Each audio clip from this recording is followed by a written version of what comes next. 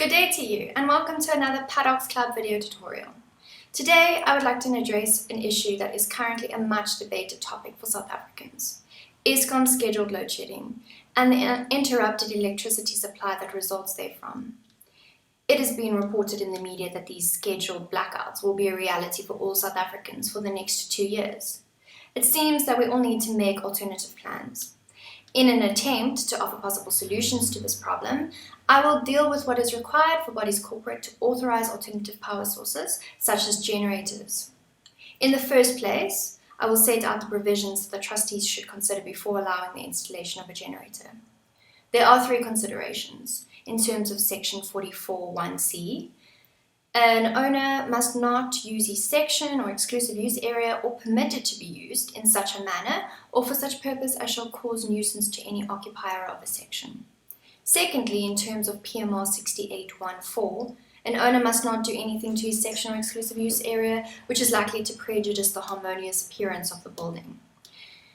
In the final place, PCR 5 states that an owner or occupier of a section used for residential purposes shall not place or do anything on any part of the common property, including balconies, patios, stoeps, and gardens, in the discretion of the trustees, which is aesthetically displeasing or undesirable when viewed from the outside of the section. In the normal course of events, I would advise that generators would cause a noise nuisance in a sectional title scheme. But under the circumstances, it would seem reasonable to grant owners permission to use generators for the periods that the electricity is off, subject to certain restrictions. Before the body corporate makes a decision on whether generators are allowed within a scheme, they should consider these 3 provisions and weigh the possible noise, fume, and appearance factors against the need for owners and occupiers to have an uninterrupted electricity supply. It must also be noted that not all schemes, due to their physical features, are able to facilitate a generator for each section. Large multi-storied buildings might only be able to have generators installed for the ground floor units. The other owners and occupiers would then be asked to tolerate the nuisance, but would not enjoy the benefit of the energy supply. It's for this reason that the trustees should do a feasibility and cost study on a single generator that could service the whole scheme. The cost involved could be substantiated due to the fact that this generator will be necessary for the next 2 years. If the trustees have considered all these aspects and want to authorize a single generator to be installed in the scheme, the next question is what level of consent is required to authorize the generator. There are 2 approaches in this regard.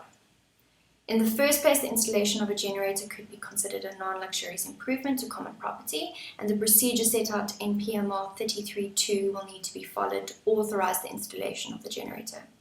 However, a generator is unlikely to be seen as a permanent addition to the building, and therefore as an improvement to the common property. The better approach, in my view, is that the installation of a generator could fall into the powers and duties that the trustees have with regard to the management of the scheme. The trustees can install the generator in terms of Section 38(1)(c), which provides that the body corporate has the power to purchase movable property for the use of owners, for their enjoyment or protection, or in connection with the enjoyment or protection of the common property.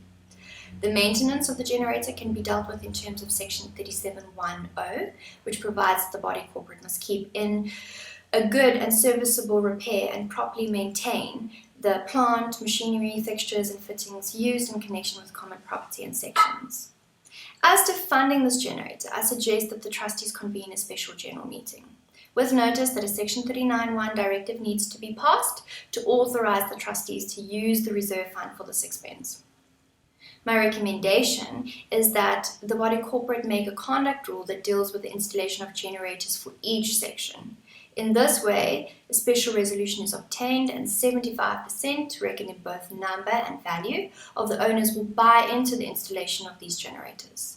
The rule could also set out the type of generator that is permitted, placement of the generator, the times in the day that the generator can be operated, the maximum duration that the generator can be used at one time, and the proper maintenance of the generator. Load shedding has become an unfortunate reality in South Africa. Property owners are entitled to make their own provision for electricity. Why should owners in sectional title schemes not enjoy the same right? Thank you for joining me. If you have any comments or queries, please post them on the discussion forum.